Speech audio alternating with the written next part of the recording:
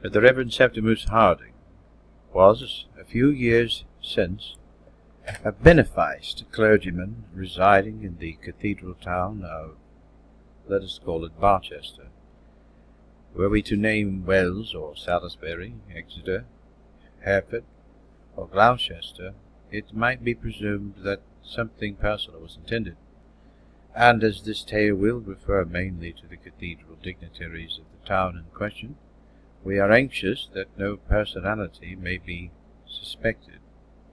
Let us presume that Barchester is a quiet town in the west of England, more remarkable for the beauty of its cathedral and the antiquity of its monuments than for any commercial prosperity.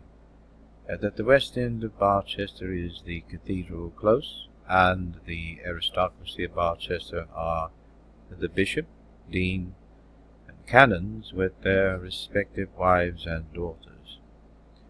Early in life, Mr. Harding found himself located at Barchester. A fine voice and a taste for sacred music had decided the position in which he was to exercise his calling, and for many years he performed the easy but not highly paid duties of a minor canon. At the age of 40, a small living in the close vicinity of the town increased both his work and his income, and at the age of 50 he became precentor of the cathedral. Mr. Harding had married early in life and was the father of 2 daughters. The eldest, Susan, was born soon after his marriage, the other, Eleanor, not till 10 years later.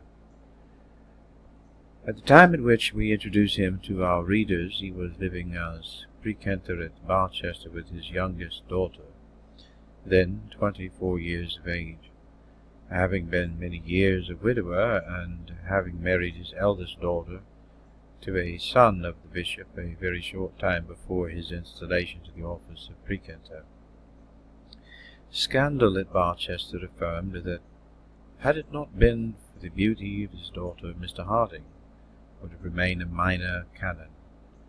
But here probably scandal lied, as she so often does, for even as a minor canon no one had been more popular among his reverend brethren in the close than Mr. Harding, and scandal, before she had reprobated Mr. Harding for being made precentor by his friend the bishop, had loudly blamed the bishop for having so long omitted to do something for his friend Mr. Harding.